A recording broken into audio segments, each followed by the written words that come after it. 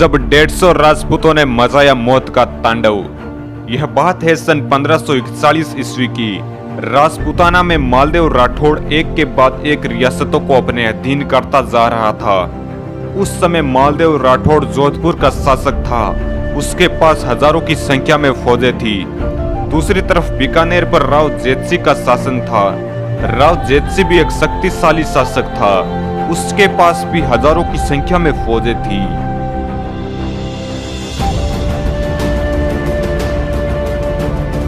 बीकानेर की बढ़ती ताकत को देखकर राव मालदेव से रहा नहीं गया और उसने बीकानेर को दबाने की ठान ली। इसलिए उसने बीकानेर गढ़ पर आक्रमण कर दिया।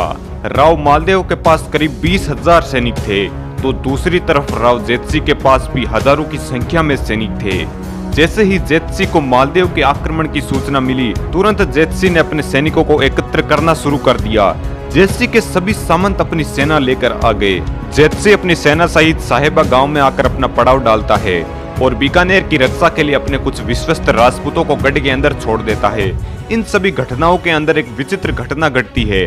घटना यह थी कि राव जेतसी ने कुछ समय पहले पठानों से कुछ घोड़े खरीद रखे थे तथा उन घोड़ों के रुपये चुकाने अभी तक बाकी थे। यह रुपया वसूलने के लिए पठान साहेबा गांव के अंदर आ गए। उस समय जेतसी साहेबा के अंदर अपनी सेना सहित मालदेव से युद्ध की तैयारी में था।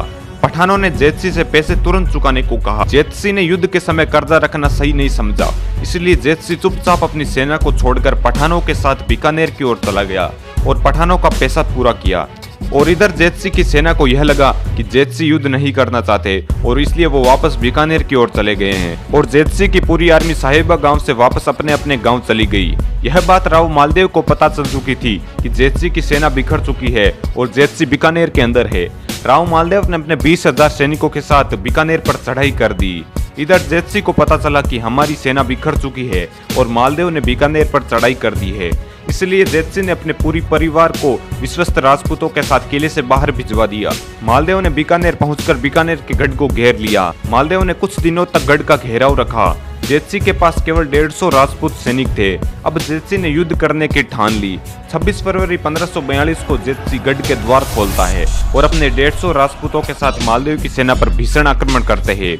मालदेव की इस सेना का नेतृत्व पंचायन, जेता कुंपा आदि वीर सेनापति करते हैं और दूसरी तरफ जेतसी की सेना इस सेना का नेतृत्व भोजराज करते हैं। 150 राजपूत भयंकर युद्ध करते हैं तथा जेतसी खुद 17 दुश्मनों को मार गिराता है और वीर गति को प्राप्त होता है। इस युद्ध के बाद जेतसी की सेना वीर गति को प्राप्त होती है और दुर्ग पर मालदेव का अधिकार हो जाता है। अगर आपको यह वीडियो अच्छा लगा तो इस वीडियो को एक लाइक कर देना। चैनल पर नए हो तो चैनल को सब्सक्राइब कर देना। Thank you.